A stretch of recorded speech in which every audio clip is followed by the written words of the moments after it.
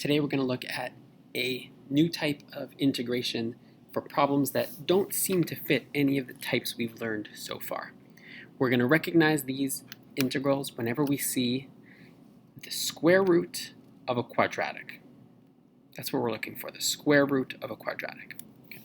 And in the videos for today, you saw how to do some substitution, how to take one thing out, replace it with another, and it didn't necessarily make any sense why we were doing that. So what we're going to start with today in this video is why these substitutions make sense and how you can remember which one to use. Everything that you saw in the video for today does not really need to be memorized. What you want to remember how to do is make your own triangles and do the substitutions that way. So let's say we see the square root of a squared minus x squared in an integral. What we're going to do is build a triangle that would have the square root of a squared minus x squared as one of its three sides. A right triangle, because with right triangles we can use the Pythagorean theorem to connect the sides to each other. So if we had a right triangle, and get in the habit of always drawing it the same direction. So I don't care what this angle is right now, I'm just going to call it theta. If I had a right triangle whose hypotenuse was a and had one side of x, the third side would be the square root of a squared minus x squared, because the Pythagorean theorem would tell me that the second leg here, the smaller side, is, that would be my b squared, I guess you could call it. So, x squared plus this squared equals a squared. And if we just solve that to get this side by itself, we would see it as the square root of a squared minus x squared. A is some constant. We'll see in the next examples. We'll put numbers in there. It'll be a little bit easier when we see numbers in there. Now, if we've built that triangle, we can take out some parts of that triangle, or we can kind of rewrite it. We have this very old definition of sine, cosine, and tangent that you remember from like your Algebra 1 days or your geometry days. We use SOHCAHTOA to define the sine of any angle is equal to the opposite leg in the right triangle over the hypotenuse. And so in our case, the sine of the angle I marked theta is equal to its opposite leg divided by the hypotenuse, or solving it to get x by itself, x equals a times the sine of theta. Which means that as long as we're talking about, really what it means is we can use a times the sine of theta anytime we see x in this problem. It's a very abstract idea to make up this angle and start replacing it for x, and you'll see why it's so cool, so powerful. The thing is, we don't really see an x anywhere. What we are going to see when we do integrals in respect to x is we'll see a dx. So what I am going to say is if x is equal to a times the sine of theta, then dx, or the differential of x, is equal to a times the cosine of theta d theta. Because dx d theta would be equal to a cosine of theta. And so what I'll do is, instead of writing that out as a step, I'll just take that d theta and move it straight to the other side. So dx is equal to a times the cosine of theta d theta. Meanwhile, the other thing that we can say is that the cosine of this theta, the cosine of this angle, is equal to its adjacent leg divided by its hypotenuse.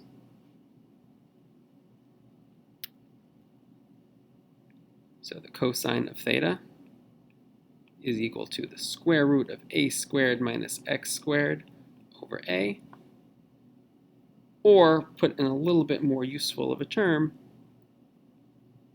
a times the cosine of theta. I just move that a over. It's a little bit more useful, and so that's how we're going to remember it. A times the cosine of theta is equal to the square root of a squared minus x squared. So we'll just move that over. Okay. And those are the substitutions you saw in the video, but now you kind of see why.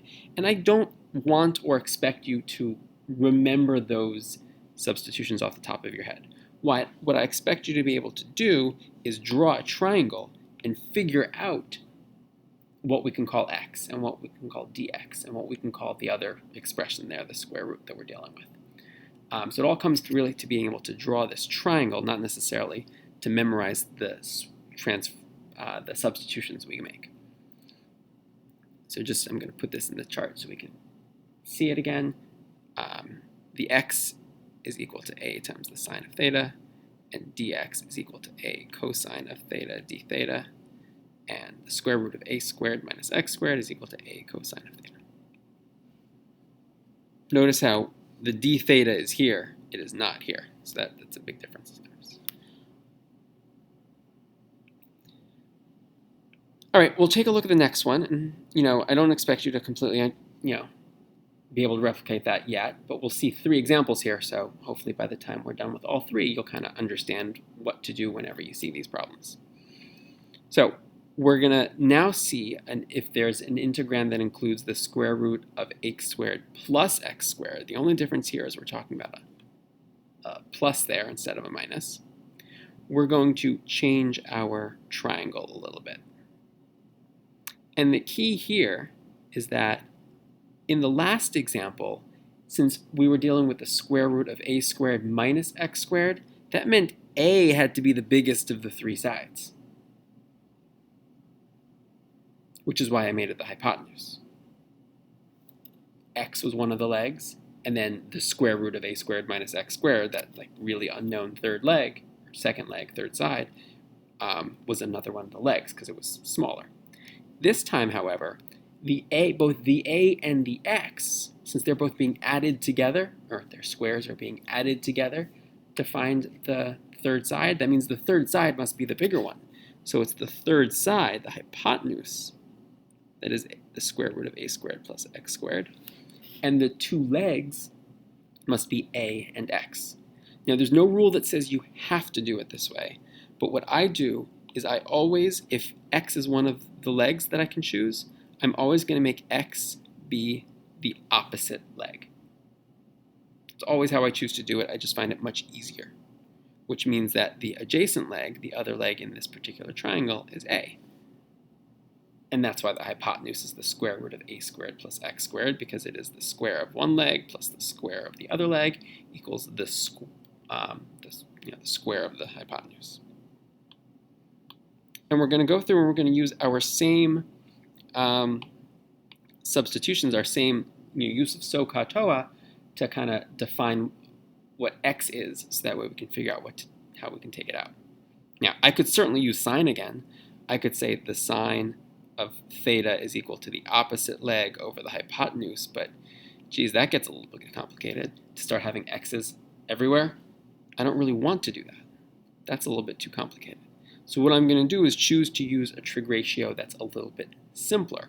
I'm going to use tangent, because the tangent of theta is the opposite leg over the adjacent leg, and then I can easily get x by itself, so that anytime I need to, I can just call x a times the tangent of theta.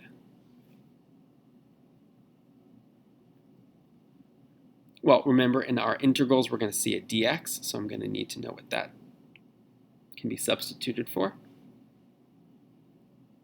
Dx is the differential of a times the tangent of theta, which we know, we've seen this many times, is a times the secant squared of theta d theta. So we can call that our dx. And then for when we need to substitute out that whole radical, the a squared, square root of a squared plus x squared, well, that over a, and I'm choosing to use the over a instead of over x, so that way I don't have to introduce another variable. That over a is equal to, well, it's the hypotenuse over the adjacent. That's the definition of secant. So then the secant of theta would equal the square root of a squared plus x squared over a. And just like before, I'm not gonna leave that over a there. It's not very helpful. I'm going to put it on the other side. So the square root of a squared plus x squared is equal to a times the secant of theta. And we're going to use all these in the next couple of videos. This video is all about why the substitutions you saw yesterday make sense and how you can remember them. Because I don't expect you to memorize them, I expect you to draw these triangles. So we'll practice one more together. If we see the square root of x squared minus a squared, notice again it's back to the subtraction, but this time it's the x squared that comes first, which means the x must be the hypotenuse of our right triangle. Because if we're subtracting from x squared, and we do it with the Pythagorean theorem, it's only the hypotenuse we would ever subtract from, because the hypotenuse is the one that's the biggest side. Now, I said a minute ago that when I'm given the choice, I'm always going to put x on the opposite leg. Well, x is already taken. X is the hypotenuse. It can't be the opposite of this angle theta.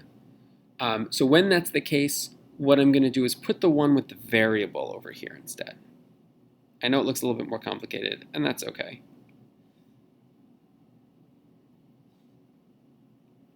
But what you're going to remember is when given the choice, you're always going to try and put the x on the opposite leg, and if the x is already taken, you will put the other variable term, the square root of x squared minus a squared. You'll put that on the opposite leg instead.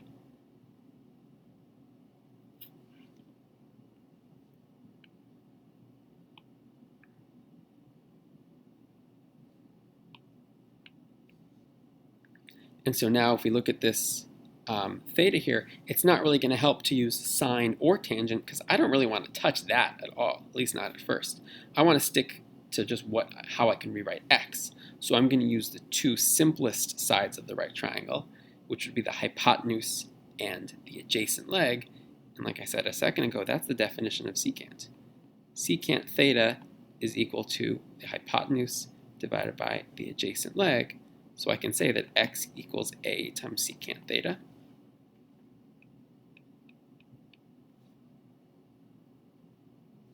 And dx, the differential of that, would just be taking the derivative in respect to theta and then moving the d theta over to the other side.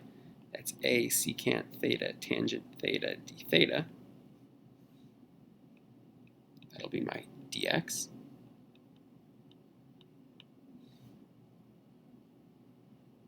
And then for when I need to kind of deal with and substitute out the radical, I'll use the simplest other side I can, which is just the a. So I'll think about the opposite leg over the adjacent leg. Well, that's tangent. So tangent of theta is equal to the opposite leg over the adjacent leg. And again, it's a little bit silly to put that over a there. I'm just going to move it over later anyway, so that's what I'll have you kind of remember it as. The square root of x squared minus a squared, I'm going to think of that as a times the tangent of theta. So hopefully the goal of this video, hopefully you kind of get this, is when you see these square roots of quadratics buried inside an integral, we can use triangles to rewrite anything that has any expression that has an x in it, or the square root, the square root of the quadratic. We can rewrite those using this angle instead, which at the moment sounds really abstract and weird. Why on earth would we want to do that? You'll see in a minute, we have found that integrating trig isn't so hard, whereas integrating the square root of a quadratic can be pretty hard. So that's our goal. That's what we'll do in the next video.